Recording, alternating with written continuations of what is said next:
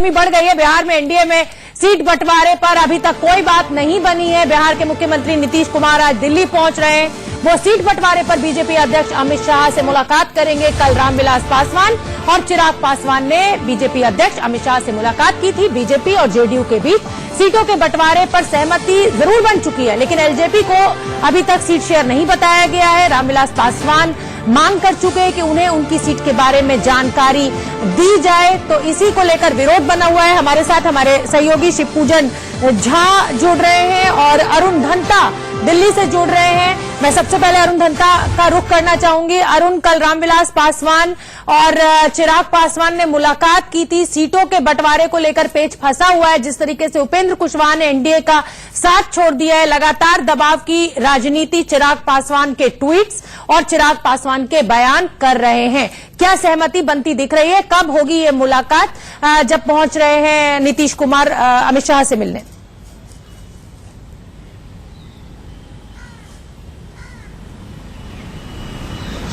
देखिए, जिस तरह से एलजेपी का रुख बदला है, खासतौर पे बीजेपी की जो हार हुई है राजस्थान, मध्य प्रदेश और छत्तीसगढ़ में, उसके बाद उन्होंने एक प्रेशर टैक्टिक जो है वो ट्वीट्स के थ्रू, जिस तरह आपने बात की चिराग पासवान के जो लगातार ट्वीट आ रहे हैं कि जो अलायंस आपके पास बचे हैं उनके इश्यूज को सॉल्व कीजिए, उसके चलते हुए कल अमित शाह ने उन्हें टाइम दिया और मुलाकात की। और उस मीटिंग के बाद भी करीब 2 घंटे वो मुलाकात चली, जिसमें फाइनेंस मिनिस्टर अरुण जेटली भी बाद में आ गए थे, भूपेंद्र यादव जो इंचार्ज हैं बिहार के वो भी थे।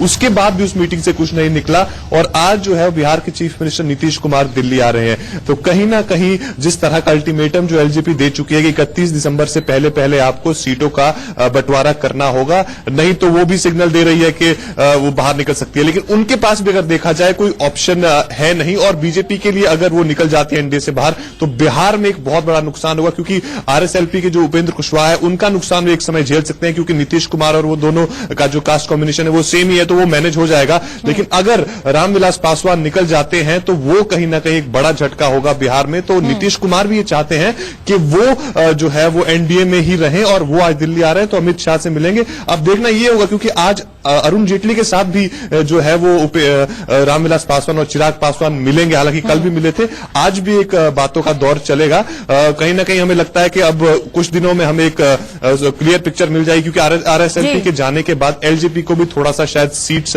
ज्यादा बढ़ेंगी, लेकिन कहीं ना कहीं फ्री पेज फंसा हुआ है जिसपे वो मानने को तैयार नहीं है। इस्तेमाल होता है सम्मानजनक, क्योंकि दोनों के लिए जो है एक राजनीति में शब्द अब इस्तेमाल होने लगा है गठबंधन के लिए, सम्मानजनक सीटें। तो वो उम्मीद करी जा सकती है, जिस तरीके से चिराग पासवान ने लगातार दबाव बनाया हुआ है, सम्मानजनक सीटें मिल सकती हैं। चलिए, मैं रुख करना चाहूंगी हमारे सहयोगी शिवपूजन झा का, वो हमसे पटना से जुड़ रहे हैं। शिवपूजन, उपेंद्र कुशवाहा ने कहा था कि अगर यादवों का दूध हो और कुशवाहों के चावल हो तो खीर बढ़िया बन सकती है। तो उपेंद्र कुशवाहा की खीर तो बढ़िया बनती हुई दिखाई दे रही है, लेकिन दूसरी तरफ एनडीए की जो मुश्किलें हैं वो भी बढ़ती हुई दिखाई दे रही हैं। आपकी एनालिसिस क्या कहती है? बिहार में कितनी मुश्किल डगर होने वाली है एनडीए के लिए, क्योंकि उत्तर प्रदेश और बिहार से एक बड़ा सीटों का आंकड़ा लोकसभा का है।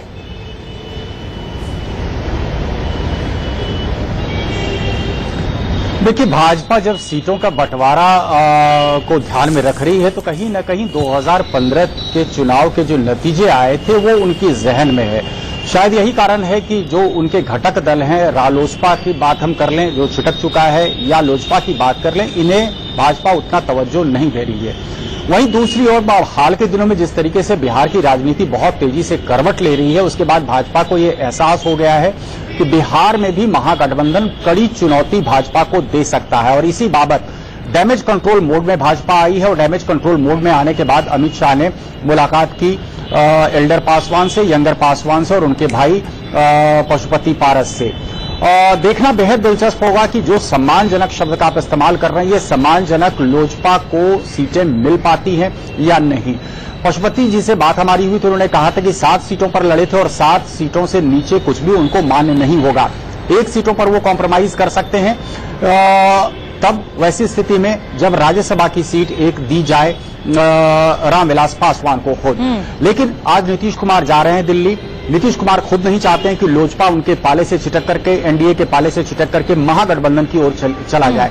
लेकिन एक शब्द जो आपने इस्तेमाल किया, सम्मानजनक, अब देखना दिलचस्प होगा कि महागठबंधन में ये जो एनडीए के पहले अलायंस पार्टनर्स थे, इनको कितना सम्मान मिल पाता है, क्योंकि बहुत सारे घटक दल महागठबंधन में पहले से ही जुड़ चुके हैं।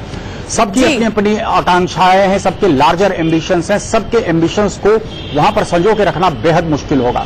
बहुत बहुत धन्यवाद शिव पूजन आपका, अरुण आपका, इस पूरी जानकारी के लिए। आगे बढ़ते हैं प्रधानमंत्री बनने के सवाल पर। नितिन गडकरी ने अपनी चुप्पी तोड़ी है। गडकरी ने कहा है कि प्रधानमंत्री पद में मेरी कोई दिलचस्पी नहीं है। इस समय की बड़ी खबर हम आपको बता रहे हैं, और मैं प्रधानमंत्री बनने की रेस में भी नहीं हूं। नितिन गडकरी ने कहा मैं जहां हूं वहीं खुश हूं। गडकरी ने कहा कि अभी गंगा सफाई का काम पूरा करना है और एक्सप्रेसवे का काम भी पूरा करना है। नितिन गडकरी ने अपनी चुप्पी तोड़ी। लगातार सोशल मीडिया पे चल रहा था कि संघ की पसंद नितिन गडकरी है, मोदी से नाराज है संघ।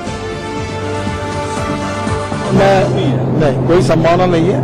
मैं जहां हूं वहां ठीक हूं। अभी मुझे गंगा का काम पूरा करना है। मुझे एक्सप्रेस हाईवे एक्सिस कंट्रोल 13-14 देश में बनाने के हैं। मैं पिथौरागढ़ से मानस सरोवर का रोड बनाना चाहता हूं। 4 धाम के रोड बना रहा हूं। मैं इस काम में खुश हूं। यही काम मुझे पूरा करना है।